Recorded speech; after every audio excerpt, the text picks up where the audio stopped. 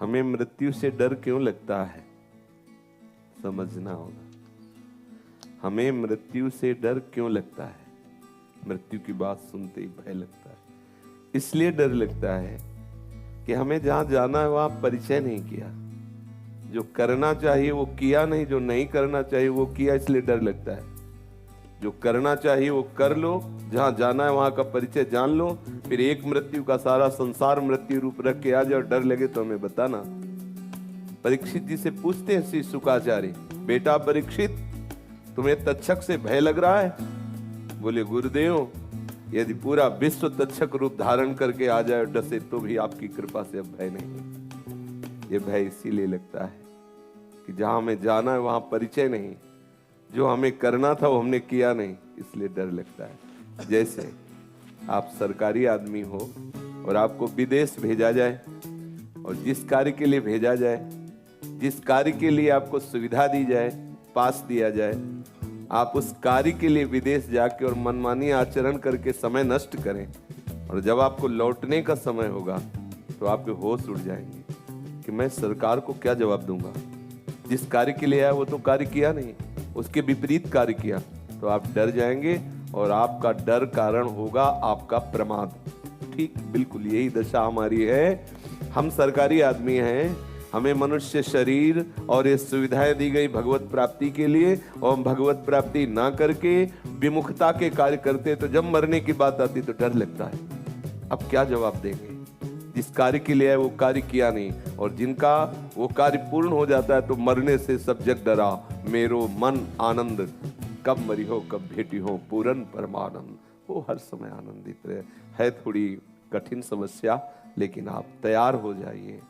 ये आप जहां आए हो, ये विदेश में आए हो, इस देश का नाम है मृत्यु लोक।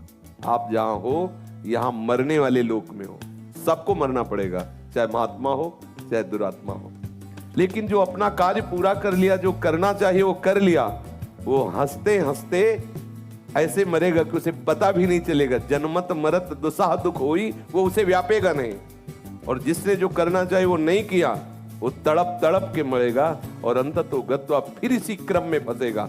बार बार जन्म, बार बार मृत्यु, बार बार। इसीलिए तो संत महात्मा और शास्त्र चिल्ला के कहते हैं सावधान हो जाओ, जिस ले आए वो काम कर। सच्ची मानो, अगर प्रभु ना संभाले तो हृदय फट जाए। तसल्ली तभी होती जब लगता है चिल्ला चिल्ला करो, हारा ना हारा। तो जैसे वेग आता है ना, ऐसा लगता है तब तसल्ली मिलती। जब घंटा तो घंटा रो लो ना तो ऐसा अब तसल्ली, नहीं तो हृदय फटता है, हृदय में पीड़ा होती है। ये ऐसी सुलझन है कि जितना सुलझाओ उतने उलझती जाती है। ये ऐसी प्यास है जितना पियो उतनी बढ़ती जाती है। ये ऐसा आनंद है जितना डूबो तो और आनंद डूबने की इच्छा। और आज तक कभी पूर्णता नहीं हुई और कभी किसी की पूर्णता होगी नहीं, क्योंकि अथाह समुद्र है। अब मृत्यु की, वो मृत्यु को तो खिलौना समझता है। जो इस आनंद की तरफ जरा सा भी अनुभव होता है ना, उसे मृत्यु खिलौना समझ में आती है। इतना बड़ा महान विकार, प्रेम विकार को जो झेलता है, उसके लिए मृत्यु विकार एक भुनगा नजर आती है। उसके लिए मृत्यु कोई चीज है क्या? अब छोटे छोटे भोगों को भोग रहे हैं, प्रभु से विमुख है, मृत्यु हाय हाय मच जाता है, मरना पड़ेगा।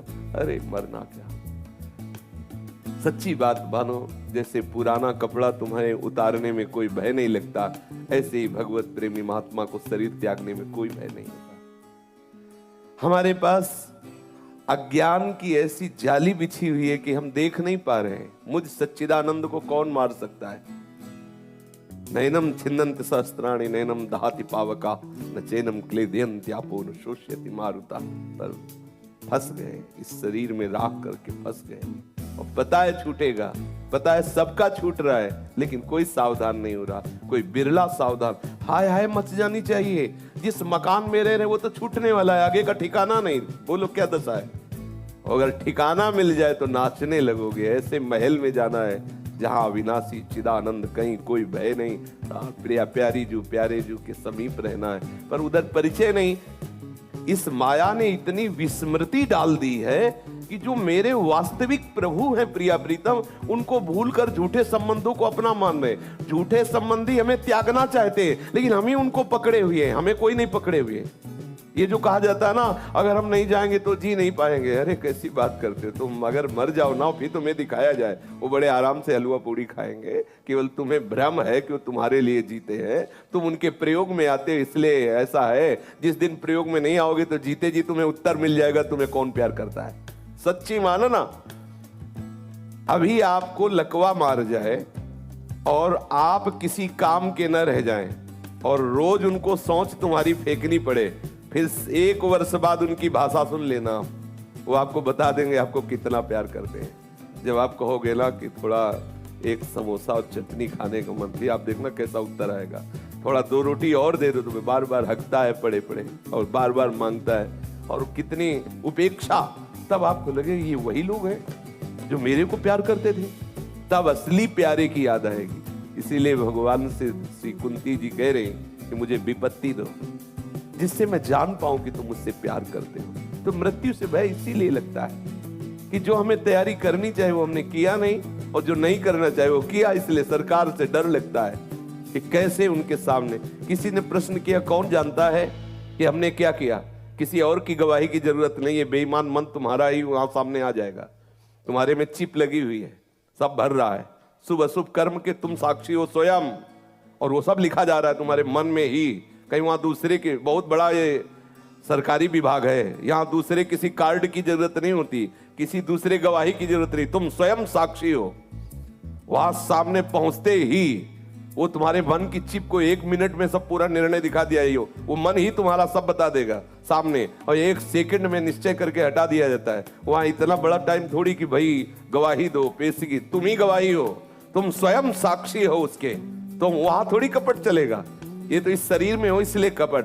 जे भी तुम इस शरीर से निकाल कर यातना देह में डाले गए, ठीक निर्णय तुम्हारा खुद होगा। हाँ, मेरे से गलती हो गई, अपराध हुआ, मैं इस दंड के योग्य हूं। तत्काल तुम्हारे मन में ही सारी जो बातें भरी वो सब उसी से जांच हो जाती, किसी दूसरी गवाही की जरूरत नहीं।